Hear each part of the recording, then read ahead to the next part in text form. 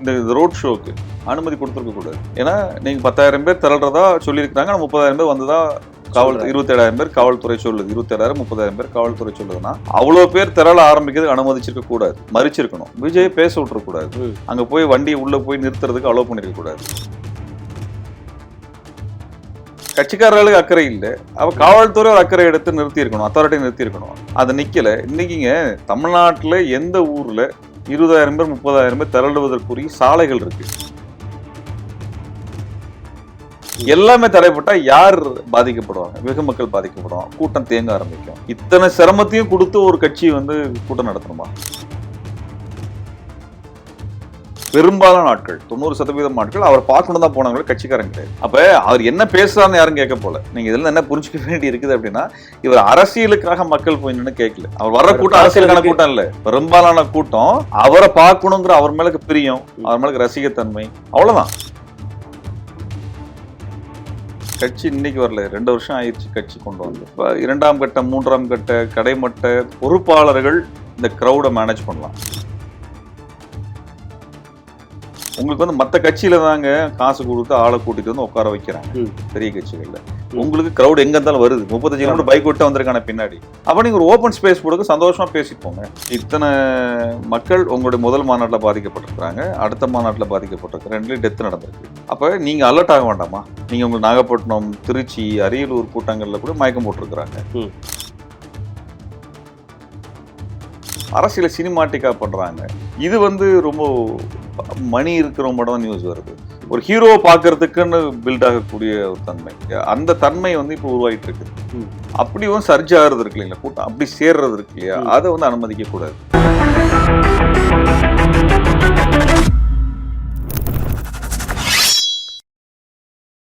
வணக்கம். கரூரில் நடந்த கூட்ட நெரிசலில் 41 நபர்கள் உயிரிழந்திருக்கிறார்கள். ஏராளமான நபர்கள் காயமடைந்திருக்கிறார்கள். தவறு யார் மீது? ஆளும் கட்சி அல்ல அந்த கூட்டத்தை அமைத்த ஆர்கனைசர், இல்ல இந்த ஒட்டுமொத்த விஷயத்தை கையில் எடுத்து நடத்திய அத்தாரிட்டி? இது போன்ற ஏராளமான கேள்விகள் உங்கள் மனதில் வந்திருக்கலாம். இதை பற்றி மிகவும் ஆழமாக நேரில் அங்க இருக்கக்கூடிய சிச்சுவேஷனை போய் பார்த்து திரும்பி வந்த ஆக்டிவிஸ்ட் திருமுருகன் காந்தி அவர்கள், மே 17 இயக்கத்தை சார்ந்தவர். அவரிடம் இதை பற்றின ஏராளமான கேள்விகள் என்னுடைய மனதிலும் இருக்கு. அதை பற்றி கேட்டு தெரிஞ்சு கொள்ளலாம். சார் வணக்கம். வணக்கம் சார். 3 செக்ஷன் இங்கே பிரிச்சுக்கலாம். ஒன்று விஜய் தரப்பிலிருந்து வரக்கூடிய அலிகேஷன்ஸ், இன்னொரு பக்கம் ஆஸ் அ கவர்மெண்ட் அவங்க செய்யக்கூடிய support are the allocations there keeping. 3வது அங்கே இருக்கக்கூடிய அத்தாரிட்டி, கரூர் அத்தாரிட்டி. அங்கே நடந்ததை ஃபர்ஸ்ட் நெரேட் பண்ணிடுங்க. நீங்கள் எப்படி அங்கே இந்த சிச்சுவேஷன், இந்த இன்சிடென்ட் நடந்திருக்கும், அதுக்கப்புறம் இந்த 3 ஆங்கிலுமே பார்க்கலாம் சார். இல்லை, முதல்ல இது ஒரு பெரிய மிஸ்ஹேப். இது நம்ம வருத்தப்படக்கூடிய விஷயம். அந்த 41 பேர் இறந்து போனது தமிழ்நாட்டில் நம்ம கேட்டது கிடையாது. இப்படி ஒரு அரசியல் நிகழ்ச்சியில நம்ம நடந்தது கிடையாது. திருவிழாவில் நம்ம கேட்டிருக்கோம், மற்ற விஷயங்கள்ல கேட்டிருக்கோம். நாங்கள் போய் எங்கள் மக்களை பார்த்தோம். கேட்ட வரைக்கும் என்னன்னா, பெரும்பாலான மக்கள் இறந்து போனவங்கள பெரும்பாலானவங்க கட்சிக்காரங்க கிடையாது. ஓகே. அவங்க விஜய் பார்வையிட பார்க்க யதார்த்தமா பார்க்க போயிருக்காங்க. இப்போ விஜய் வர்றாராமா, வாங்க போய் பார்ப்போம், பிள்ளைங்களை கூட்டடி போறது, ஜாலியா அப்படி போற மாதிரியான ஒரு மனநிலையில அவங்க இயல்பா போயிருக்கிறாங்க.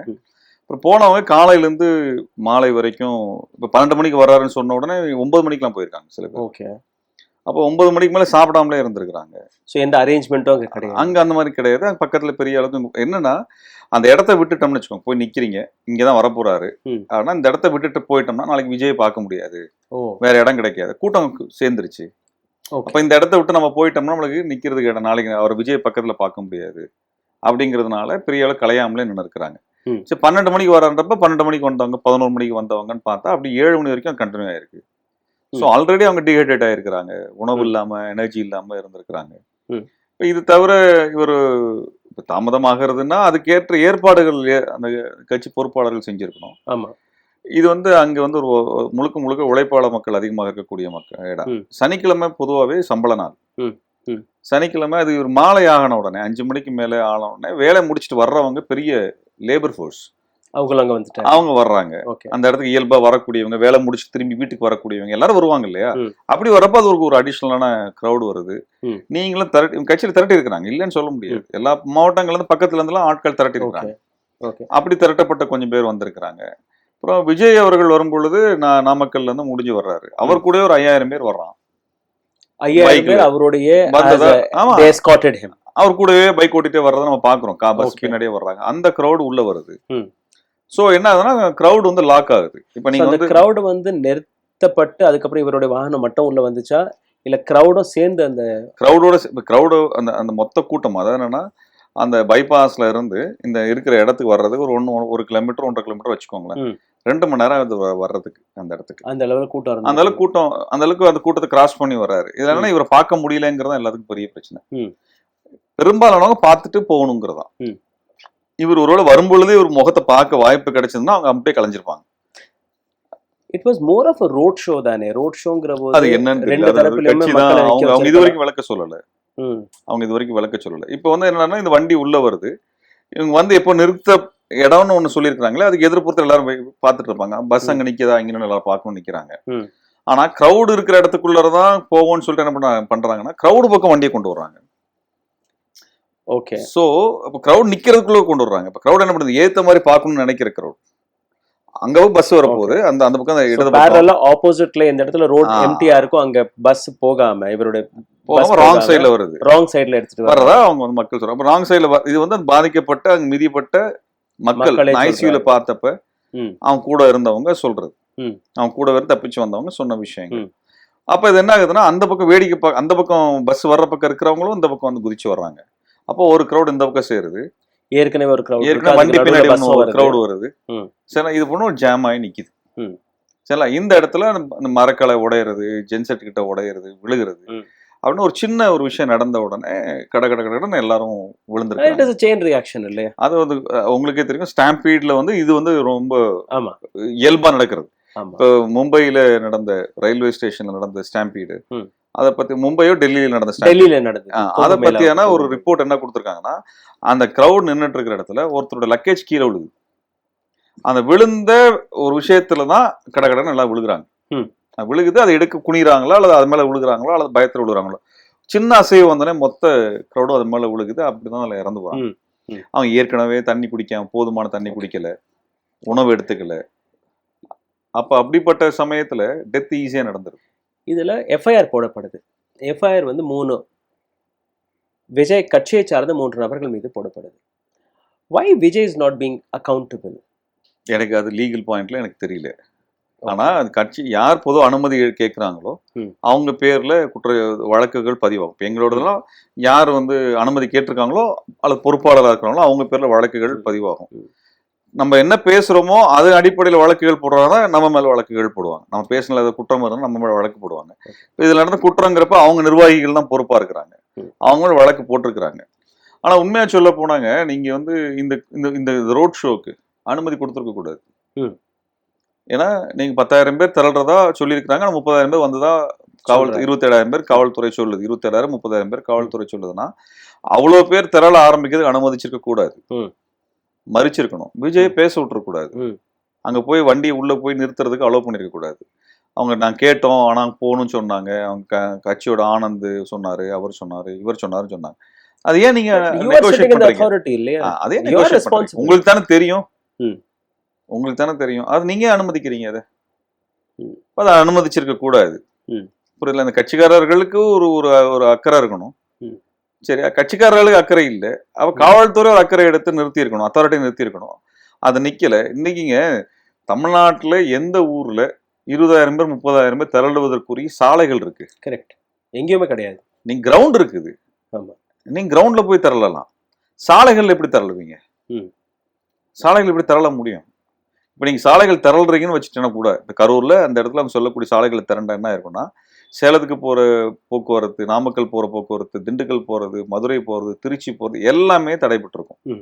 கோவை, திருப்பூர் எல்லா பகுதியும் ஒரு மைய நகரம். அது எல்லாமே தடைப்பட்டா யார் பாதிக்கப்படுவாங்க? வெகு மக்கள் பாதிக்கப்படுவாங்க. கூட்டம் தேங்க ஆரம்பிக்கும்.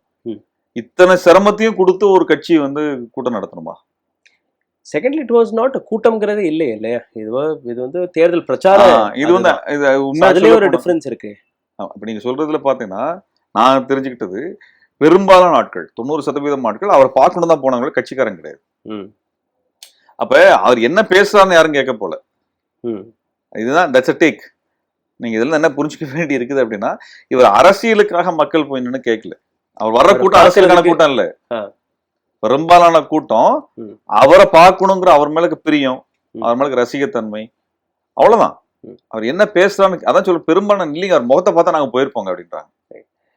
ஸோ கரூரில் நடந்த கூட்ட நெரிசல் ஃபர்ஸ்ட் டைம் கிடையாது, இந்தியா முழுவதும் அங்கங்கே நடக்குது.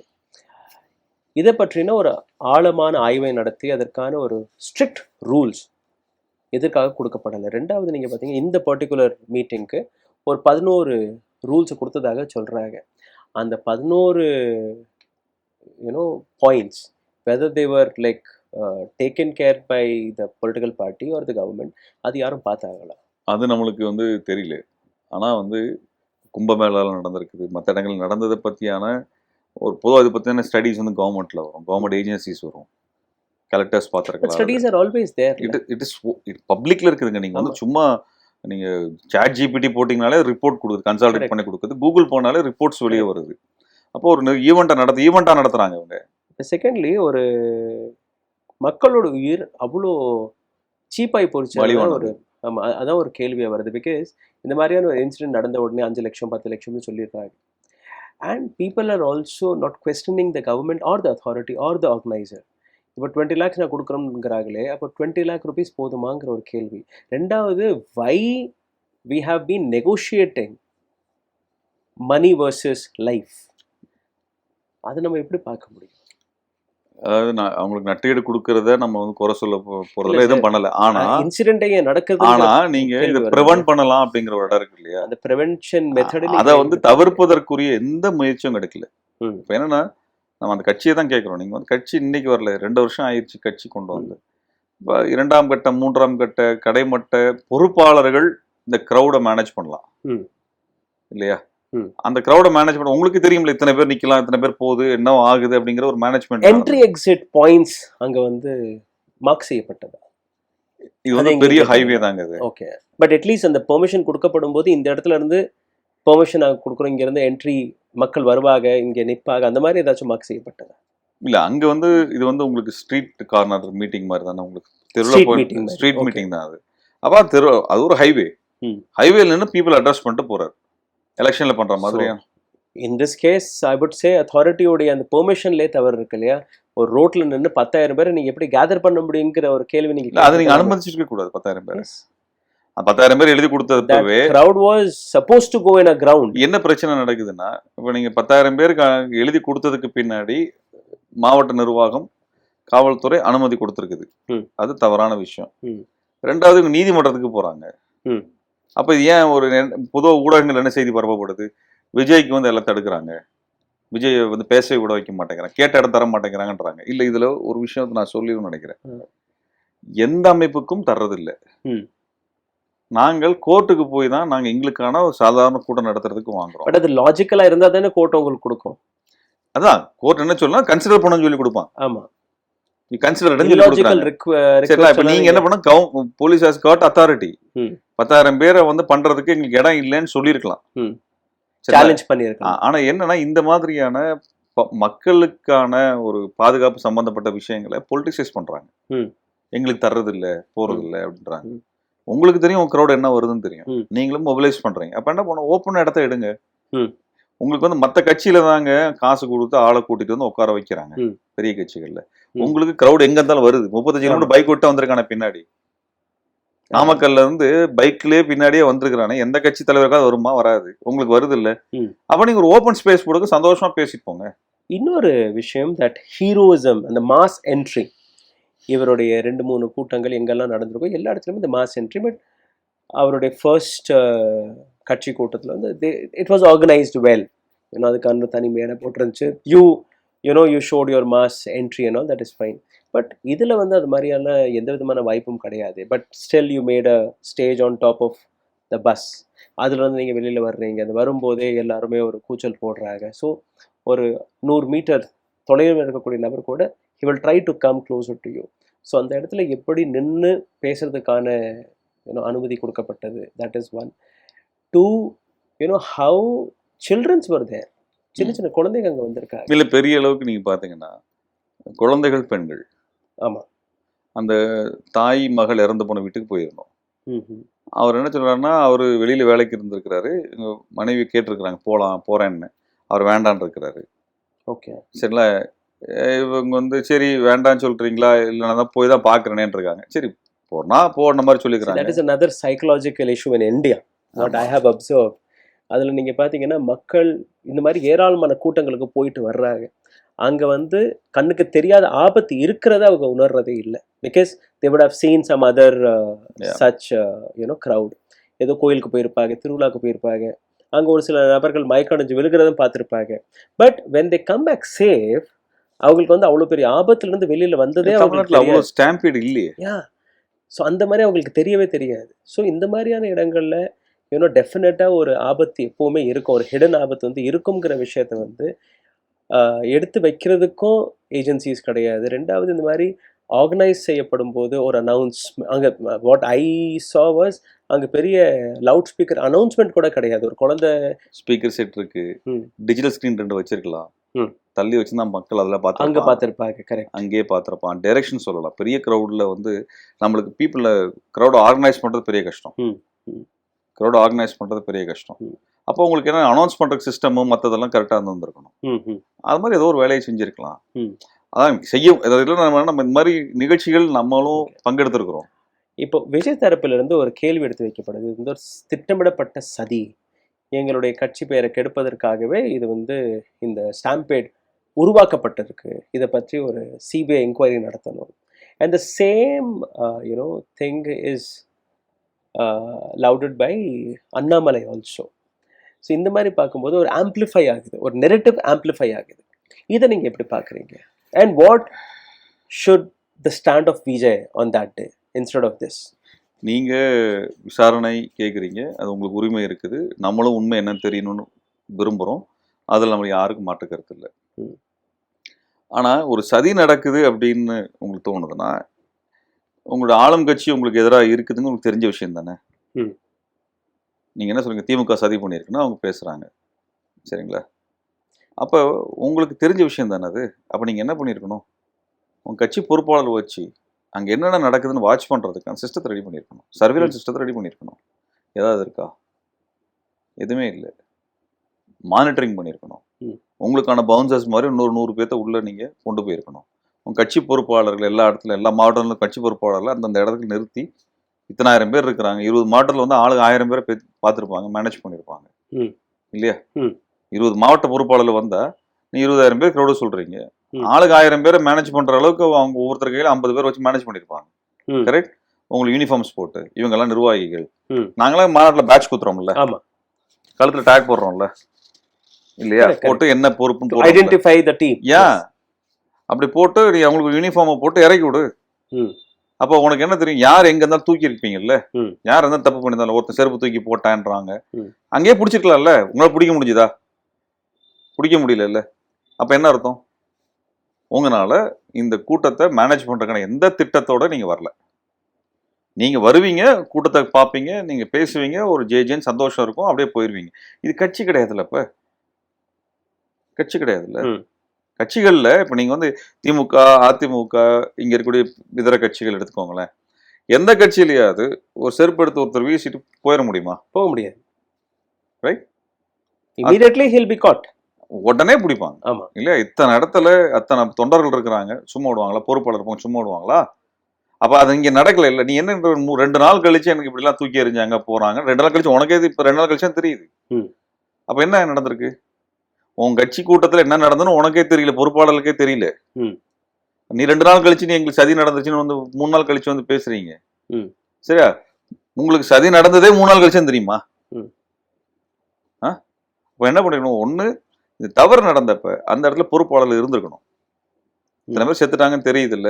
இப்ப கரூர்ல இருந்து அவர் ஃபிளைட் ஏறி போறாரு, ரைட்டு, சென்னை போறாரு. அவருக்கு ஒரு குழப்பமா இருக்குது. சரி, கரூர் பக்கத்துல இங்க ஒரு தங்கி இருந்துட்டு பொறுப்பாளர் அனுப்பியிருக்கணும். ஒரு தலைவரை தாங்க செய்யணும். ஆமா, எல்லாரும் விஜய் வந்து அதுல மணல்ல இருந்தாரு அப்படின்லாம் பேசுறாங்க. 40-41 குடும்பங்கள் அவங்களையாவது போய் விஜய் கட்சியை சார்ந்த நபர்கள் போய் பார்த்திருக்காங்க. நாங்க போய் பார்த்த வரைக்கும் யாரும் வரல. இல்ல நம்ம என்ன சொல்றோம்னா, ஒரு லீடருக்கு பொறுப்பு இருக்குதுங்க. என்னை பாராட்டுறாங்க, எனக்கு போஸ்டர் போடுறாங்க, அதை பார்த்து சந்தோஷமா இருக்குங்கிறதுக்கு மட்டும் நான் இல்லை. என்னை திட்டினாங்கன்னா வாங்குறதுக்கு நான் இருக்கணும். ஆமா. எனக்கு விமர்சிச்சாங்கன்னா கேட்கறதுக்கு இருக்கணும். சரிங்களா? அவங்களுக்கு அந்த உரிமையும் இருக்குது. நீங்க என்ன பாராட்டுறதெல்லாம் நான் சந்தோஷமா எடுத்துக்குவேன். உங்களுக்கு ஏதாவது பிரச்சனை தான் நான் ஓடிடுவேன் அப்படிங்கறத எப்படி ஏத்துக்க முடியும்? விஜயோடைய ஒவ்வொரு கூட்டத்திலும் நீங்க பாத்தீங்கன்னா ஏதோ ஒரு இது போன்ற விபத்துக்கள் வந்து நடந்திருக்கு. ஒரு இனோவா மேல ஒரு பில்லர் போய் விழுந்தது, அந்த மாதிரியான மல்டிபிள் இஷ்யூஸ். ஸோ ஒவ்வொரு வாட்டியும் இந்த மாதிரி நடக்கும்போது சரி நெக்ஸ்ட் ஈவெண்ட்டையாவது கொஞ்சம் சரியா பார்க்கணும், சரியா இந்த மாதிரி பிரச்சனை வராம பார்க்கணுங்கிற அந்த விஷயம் அந்த அக்கறை இருக்க மாதிரி தெரியலீங்களேங்க. நீங்க அந்த மாதிரி முதல் தெரியல. மாநாடு மயக்கம் போட்டு விழுந்தாங்க. அந்த அந்த உங்களுடைய தொண்டர்கள் அங்கேயும் எப்படிப்பட்டவங்களா இதே இருக்கிறாங்க பிரச்சனை, சாப்பாடு தண்ணி பிரச்சனை from the first day onwards இருக்கு. இருந்தது. சரிங்களா? உங்களால ஜட்ஜ் பண்ண முடியல, அசஸ் பண்ண முடியல, டீம் மேனேஜ் பண்ண முடியல. நீங்க எனக்கு ஒண்ணு புரியல. நீங்க உங்களுக்குள்ள ஒரு 6 லட்சம் 5 லட்சம் பேர் வந்த இதையே மேனேஜ் பண்ண முடியல. ஒரு ஸ்டேட் எப்படி நீங்க மேனேஜ் பண்ண போறீங்க? ம். எப்படி மேனேஜ் பண்ண போறீங்க? ஸ்டேட் எப்படி ரன் பண்ண 7 கோடி பேர் எப்படி ரன் பண்ண போறீங்க? ம். சரிங்களா? இப்ப நீங்க வந்து இத்தனை மக்கள் உங்களுடைய முதல் மாநாட்டுல பாதிக்கப்பட்டிருக்கிறாங்க. அடுத்த மாநாட்டுல பாதிக்கப்பட்டிருக்கிறாங்க. 2லயும் டெத் நடந்திருக்கு. ம். ஆமா. இல்லைங்களா? அப்ப நீங்க அலர்ட் ஆக வேண்டாமா? நீங்க உங்க நாகப்பட்டினம், திருச்சி, அரியலூர் கூட்டங்கள்ல கூட மயக்கம் போட்டிருக்கிறாங்க. ம். நாமக்கல்ல மயக்கம் போட்டிருக்காங்க. அங்கதான் வந்து அவங்க சொன்னாங்க. there was a road accident. அவரை ஃபாலோ பண்ணிட்டு போற இல்ல, அது வீடியோ நம்ம பாக்குறோம். யங்ஸ்டர்ஸ் வீடியோ நம்ம பாக்குறோம். அது எல்லாரும் பார்த்துட்டோம். அவங்கள ஆனா யாரும் நாமக்கல்ல மயக்கம் போட்டு விழுந்திருக்கிறாங்க. அது அவருக்கு தெரியுது இல்ல? ம். ஏன்னா 8 முக்கால் காலைல வரேன்னு சொன்னீங்க. 3 மணிக்கே ஏதோ போயிருக்கிறீங்க இல்லையா? அப்ப அங்க மயக்கம் போட்டிருக்காங்கன்னா இங்க இன்னொரு பகுதி மக்கள் நிக்கிறாங்கப்பா, அது என்னன்னு போய் பாரு. ம். இவ்வளவு மயக்கம் போடுறாங்களே, தண்ணி கொடுத்தியா, குளுக்கோஸ் கொடுத்தியா, ஏதாவது ஒண்ணு சொல்லணும்ல, ஏதாவது நடந்ததா? ஒரு பொறுப்பற்ற தன்மை கொண்ட ஒரு ஒரு கூட்டத்தை இந்த மாதிரி நம்ம வந்து பார்த்தது இல்ல. சார் நீங்களும் ஏராளமான இது மாதிரியான கூட்டங்களை ஆர்கனைஸ் பண்ணியிருப்பீங்க. ஒரு அமைப்பின் பொறுப்புகள் என்ன? எந்த விதமான குவெரிஸ் ஒரு போலீஸ் தரப்புல இருந்து வரும்? போலீஸ் பொதுவா வந்து எத்தனை பேர் வர்றாங்க, தலைவர்கள் எப்போ வர்றாங்க, எப்போ ஆரம்பிக்கிறீங்க, எப்போ முடிக்கிறீங்க, என்ன பேச போறீங்க, ம். இது எல்லாமே அவங்க அந்த மாதிரி ஒரு பெரிய பட்டியலை வந்து கொடுப்பாங்க. சே ஃபார் எக்ஸாம்பிள் நீங்கள் வந்து ஒரு 10 மணிக்கு எங்களுடைய கூட்டம் ஆரம்பிக்கும்னு சொல்லுவாங்க. அண்ட் உங்களுக்கு வந்து 2 மணி வரைக்கும் பெர்மிஷன் இருக்குன்னு வச்சுக்கோங்க. எத்தனை மணி நேரம் முன்னாடி நீங்கள் அங்கே வந்து வந்து சேரலாம்? அந்த அந்த எக்ஸாக்ட் டைம் கீப் அப் வந்து மேடை பண்ணுவாங்க. போடுறதுக்கான டைம் மட்டும் அவங்க அலோவ் பண்ணுவாங்க. ஓகே, அது மேடை போடுறதுக்கு தனி டைம். மேடை போடுறதுக்கான நேரம். இப்போ நீங்க 4 மணிக்கு கூட்டம் நடத்துறீங்கன்னு வச்சுக்கோங்களேன். நீங்க 12 மணிலேருந்து மேடை போட ஆரம்பிச்சா 2 மணி நேரம் மேடை போடுவீங்க. 2.5 மணி நேரம் மேடை போட்டு அப்புறம் லைட் சவுண்ட் டெஸ்ட் பண்ணி பார்ப்பீங்க. ம். அதுக்கான நேரத்தை அவங்க வந்து தனியாக ஒதுக்கிடுவாங்க. கொடுப்பாங்க. ஓகே. இதுதான் பொதுவா வந்து நடக்கும். ம். அதுக்கப்புறம் நம்ம மேடையில பேசுறோம். அவங்க சொன்ன நேரத்துல நம்ம வந்து முடிக்கணும். நம்ம வந்து ஆரம்பிக்கிற லேட்டா கூட ஆரம்பிக்கலாம். ஆனா முடிக்க வேண்டியது அவங்க சொல்ல டயத்துக்கு முடிக்கணும். ஓகே. அதுக்கு மேல போனாதான் உங்களுக்கு வழக்கு வரும். இந்த இடத்துல 3 மணிலேருந்து 6 மணி வரைக்கான டைம் கொடுக்கப்பட்டது. Permission was between 3 to 6. ஏன் மக்கள் வந்து 9 மணிக்கு போனாங்க? That is one question. Secondly 6 மணிக்கு உங்களுடைய டைம் முடிஞ்சதுக்கு அப்புறம் you are coming at 7:30, 7 o'clock and 7:45 is when he takes the mic for the first time. So it is almost கிட்டத்தட்ட 2 மணி நேரம் கழிச்சு அந்த ஸ்பீச் அவர் ஆரம்பிக்கிறார். ஏன் அவ்வளோ நேரம் கவர்மெண்ட் வந்து அமைதியாக இருந்தது? இல்ல, அரசு தடுத்துருக்கணும் முதல்ல. ம். ரெண்டாவது அவங்க தரப்புல என்ன பாக்குறாங்கன்னா ஒரு பெரிய கூட்டம் வரணும்னு பாக்குறாங்க. ம். இது அதுதான் அந்த கேம் தான். ம். நான் எவ்வளவு கூட்டம் காமிக்கிறேங்கிற ஒரு எவ்வளோ முட்டாள்தனமான பொறுமையாக போகிறோம்னா அவ்வளோதுக்கு கூட்டம் அங்கே பார்க்க முடியும். கூட்டம் திரளதுக்கு அப்புறம் போலாம். ம். கூட்டம் வரட்டும் அப்புறம் போலாம். தலைவர் இல்லையா, அப்படி ஒரு ஹீரோ என்ட்ரி காமிக்கணும்ல. ம். இந்த தன்மை அரசியல் எப்படிங்க பொருந்தும்? கவர்மெண்டோடைய மெஷர்ஸை நீங்கள் எப்படி பார்க்குறீங்க இதில்? கவர்மெண்ட் வந்து காவல்துறை வந்து மற்ற அமைப்புகள் மேல இருக்கக்கூடிய நெருக்கடிகள்லாம் இங்க தர்றதில்லை. ம். அப்படியே விட்டாங்க. ம். இவங்க சொல்ற மாதிரி நிறைய இடம் பெரிய இடம்லாம் வேணும் அப்படின்னா நீங்க வந்து தெருவில் நீங்க என்னத்தை போய் பெருசா பண்ணிட போறீங்க? எந்த தெருவில் போனாலும் இதே பிரச்சனை தான் வரப்போகுது. ஏன்னா எல்லாருமே வந்து தூரத்துல நின்று வந்து விஜய பார்க்க வரல, எல்லாரும் பக்கத்துல போய் நின்று விஜய பார்க்க வர்றப்பதான் நெரிசல் வருது. நீங்க எவ்வளவு பெரிய கிரவுண்டு கொடுத்தாலும் சரிங்களா, எல்லாரும் எங்க வருவாங்க? பக்கத்துல தான் வருவாங்க. அங்கதான் நெரிசல் பிரச்சனை இருக்குது. அப்ப தெரு ரோடு எவ்வளவு பெருசு கொடுத்தா என்ன இருக்கு? அந்த ரோட் சைடில் போடக்கூடிய அந்த ஃபென்சிங் கூட கிடையாது. அந்த பேம்பு எல்லாம் வச்சு அந்த கம்பிகள் எல்லாம் கட்டி வச்சிருப்பாங்களே, பண்ண முடியாதுல்ல. டெம்பரரி அந்த மாதிரி செட்டப் பண்ண முடியாதுல்ல ரோட் ஷோஸ்ல. Okay, but you can take permission. இல்ல, அதுக்கு வந்து பேனர் போட்டிருக்காங்க. பேனர்லாம் தாண்டி தான் அந்த பசங்க போறாங்க. அந்த பசங்களை வந்து அவ்வளவு எனர்ஜிடைஸ்டா இருக்காங்க. அவங்களை கை கண்ட்ரோல் பண்ண முடியல. மரம்லாம் உடைஞ்சு விழுந்திருக்கு. ஒரு டிரான்ஸ்ஃபார்மரே சாஞ்சு நிக்குது. ஓ, சரிங்களா? அப்ப நீங்க ஒரு டின் ஷீட்ஸ் எல்லாம் உருக்குலைஞ்சு கிடக்குது. அப்ப அவ்வளோ வந்து போர் சண்டை நடந்த மாதிரியான இடமா இருக்குது அது. நீங்க அந்த பொட்டல போய் பார்த்திருப்பீங்க. After thing. அது எப்படி இருந்தது? எந்த விதமான காட்சிகள் நீங்க பார்த்தீங்க? நீங்க என்னன்னா அவ்வளோ செருப்புகள் இருக்குது. எல்லாமே பார்த்தோன்னா இந்த டீனேஜ்ல இருக்கக்கூடிய இளைஞர்களா இருக்கக்கூடியவங்களுடைய செருப்புகள் தான். ஒரு வயசானவனோ லெதர் செருப்பு போடுவாங்க, அந்த மாதிரிலாம் எதுவும் ரப்பர் செருப்பு போடுவாங்க, அதெல்லாம் எதுவுமே இல்லை. இது முழுக்க முழுக்க அந்த ஏஜ், அந்த ஃபேஷன், இந்த இந்த யங் ஜென்ரேஷனோட ஃபேஷன் செப்பல்ஸ் தான் அங்கே வந்து அவ்வளோ கிடக்குது. இப்போ இவ்வளோ பெரிய இது கலவரம் நடந்த மாதிரி இருந்தது. அங்கேருந்து பசங்கள்கிட்ட கேட்டோம், அவங்க அந்த ஏரியா பசங்க. அவங்க சொன்னா நாங்கள் இங்கேருந்து பார்த்தோம் 100 மீட்டரில் பார்த்தோம். அவங்களுக்கு எங்க அங்கே நடந்தது இறந்ததே தெரியல. நாங்கள் போய் டிவியில் போய் அவர் வந்துட்டு போனாதான் போய் டிவியில் பார்த்தப்ப இத்தனை வருஷம் தாங்கன்னு எங்களுக்கு தெரிஞ்சுதுன்றாங்க. இந்த இன்சிடெண்ட்டை பற்றி ஒரு மீடியா கவரேஜ் ரொம்ப பெரிய லெவலில் கிடச்சிருக்கு, right? On a negative sense, on a wrong sense. ஒரு நல்ல விஷயத்துக்காக மீடியா அட்டென்ஷன் கிடைச்சா அது வேற விஷயம்.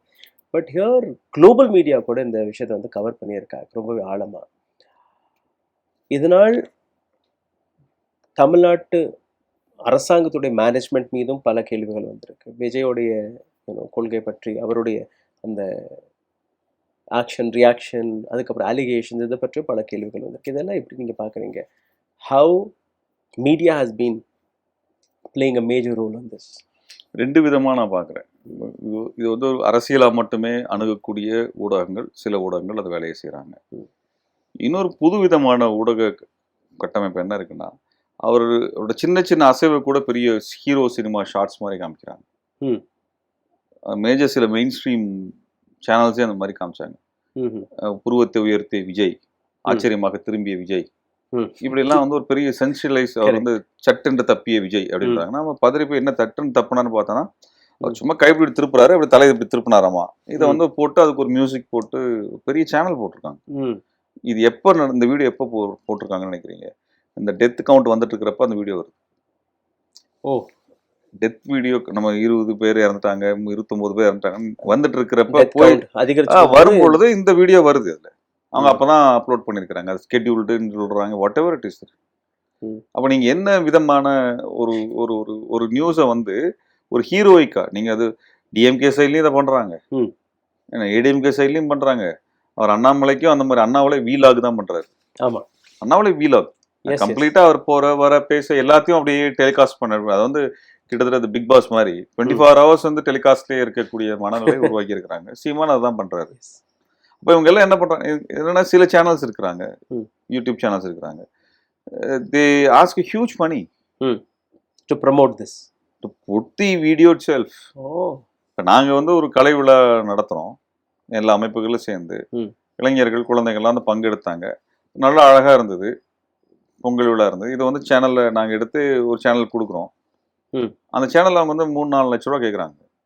நாங்க எடிட் பண்ணி நாங்க ஷூட் பண்ணி கொடுக்குற வீடியோஸ், இது பிரைஸ் லிஸ்டே இருக்குது. சரிங்களா? இப்போ அந்த சேனல்லாம் என்ன மாதிரி இருக்கும், அந்த சேனலுக்கு எவ்வளோ பே பண்ணியிருப்பாங்க. எனக்கு வந்து என்னன்னா, இந்த ஒரு வீடியோ போடுறதுக்கு 3-4 லட்சம் கேட்குறாங்க. சரிங்களா? அப்போ இந்த கட்சிக்கு 10-15 வீடியோ போடுறான் ஒரு மாசத்துல. Of course, money will go. சரிங்களா? அப்போ இது என்ன மாதிரி நியூஸ் கன்ஸ்ட்ரக்ட் வந்திருக்கு? செய்தி இல்லை. ஒருத்தர் வந்து ஹீரோ பிம்பம் கட்டுறாங்க, காசு கொடுத்து செய்தியை ப்ரொமோட் பண்றாங்க.